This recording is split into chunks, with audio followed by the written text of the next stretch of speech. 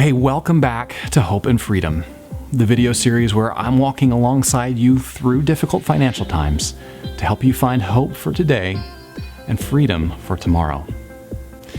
Now, in our past few videos, we've been talking about a mix of inspirational and practical ideas to help you figure out how you're going to get through this financial time. Today, I want to give you a really practical roadmap that's going to lay out the course step by step so that as you go through this time of uncertainty, you can be certain that you're making good decisions.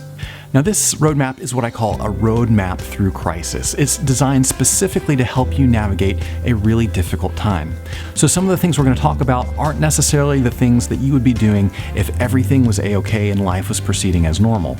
But now that you find yourself in this difficult situation, we're going to do things that are a little bit different to help make sure you get through this situation so you can go back to those days of sunshine when your circumstances change.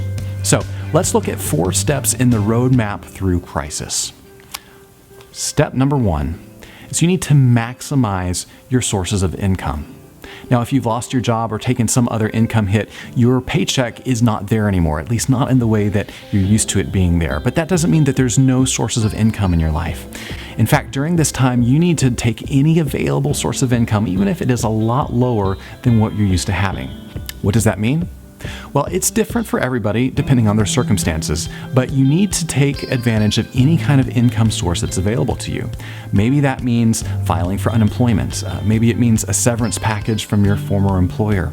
Maybe it means pursuing alimony or back child support from a spouse or partner who's not part of your life anymore. If you haven't pursued that in the past because you didn't want to go to the hassle or you just didn't think it was the right thing to do, maybe now is the right time to do it. If you qualify for some kind of government assistance, now is the time to take advantage of it. That includes unemployment. It could include nutritional support. It could include housing support. And you may have grown up in a situation where you never had to rely on things like that in your past. And in fact, you might feel a little bit ashamed over the idea of having to rely on other people to take care of you.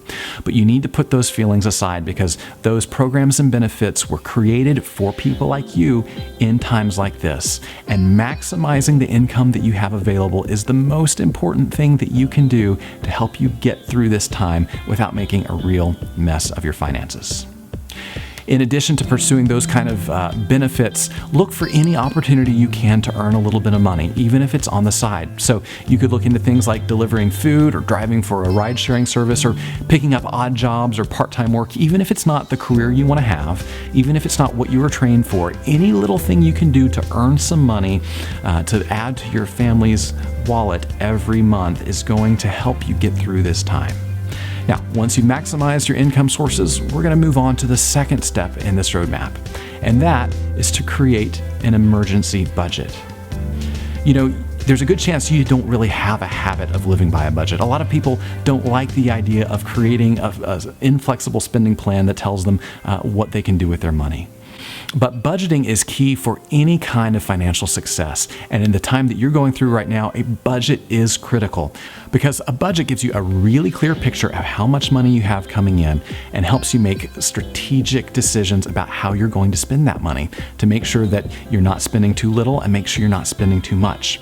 So we're going to create an emergency budget that doesn't account for all the things you would like to spend money on, but helps you focus on the things you need to spend money on while you go through this difficult time. And we're going to talk more about that emergency budget in future videos.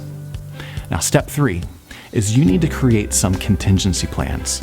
You know, when you first lose your job or you first encounter a financial emergency, there are so many different things swirling through your head. It can be difficult to know where to go first and what are the last resorts in the worst case scenarios. So once you've got your income squared away and a budget in place, now it's time to start thinking through those contingency plans. And again, those are different for different people. Your contingency plan should be what steps you're going to take if this financial circumstance lasts longer than you expect. If you start to get low on funds, if other problems arise, what steps can you take to make sure that you and your family are okay? Now, your plan could involve something like maybe we sell our second car. Your plan might be something like maybe a spouse who has been at home has to go back to work for a while. Maybe your plan is we have to sell the house or move out of the apartment and move in with a family member. Or perhaps it's I need to find a roommate or something else that is not what you want to do. It's not your life plan, but it may be what you need to do just to get through a difficult season. Now, along with your contingency plan, I don't want you to just have these steps in mind, but I want you to have some benchmarks to tell you when it's time to take that step. So you don't want to wait until you're down to your last $20 in the bank account to decide you need to sell something, because it takes some time to sell some things and you don't want to run out of money before the sale is complete. So as you put together that contingency plan, I want you to set some benchmarks that will tell you when it's time to take that action. So maybe when you're down to your last $500, maybe that's the time to start thinking about selling the extra car. Maybe when you're down to your last $200, that's the time to call a family member and say, hey, could we stay with you for a little while? And I want you to take these steps now because you can do it without all the emotion in it. See, when you get down to that last few $100s, there's going to be a lot of desperation. Desperation makes you emotional, it makes things so much more difficult, and it actually can lead to bad decisions.